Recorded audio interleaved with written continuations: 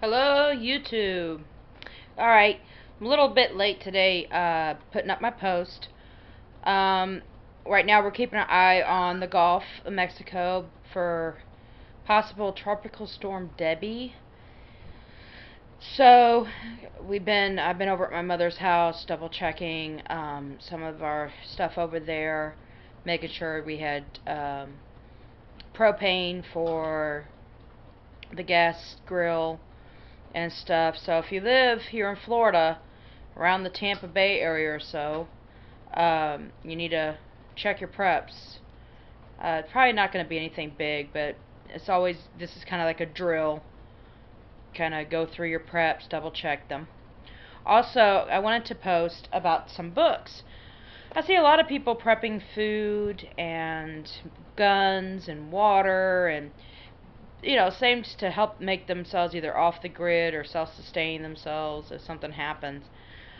One of the things for me that I think is number one in priority is being able to do things for yourself. Things that our ancestors did, without hesitation, that generations have forgotten. There's some really good books out there that you can get used bookstores. My mom picked me up a few from the library that she bidded on and stuff, and one of them is 1001 Country Household Hints. Some of it, you're not going to do like anything with lard. I guess if you had to use lard, I guess, it'd be a good thing. But just a lot of, like, one of the things in here, it says, if milk boils over, sprinkle plenty of salt on it immediately and brush it off. It eliminates the awful burning smell.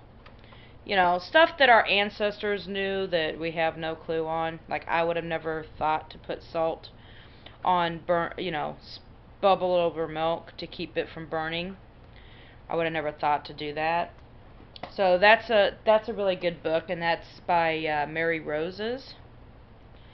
Also, another good book that my mother picked me up is Household Hints and Handy Tips from Reader's Digest. The most comprehensive, best organized, hardest working collection of how-to facts and shortcuts. And one of the things that I found on here, like, how to fix replacing a plug and power cord without electrocuting yourself. That's always a good helpful hint. And they've got illustrations and step-by-step directions on how to do a lot of things, like replace a screen in a window, stuff like that. I'm not a very handyman type of person. I just call somebody and see if they could help. But in a SHTF situation, you're not going to want to call anybody. You don't want them to see what you have. So, very good books to have on hand to help you through if anything major does happen. Like I said, I mainly prep for things that I can't control, like Mother Nature, like this hurricane coming, and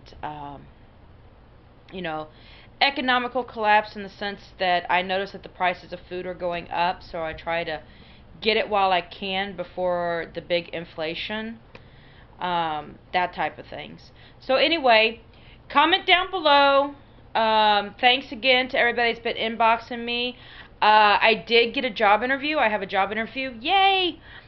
For Monday. I'm really stoked about it. God's answered my prayers.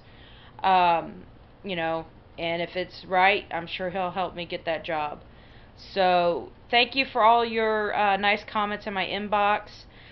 Please comment down below, rate, and subscribe. I'll talk to you guys later. Keep prepping. I love you all. Peace.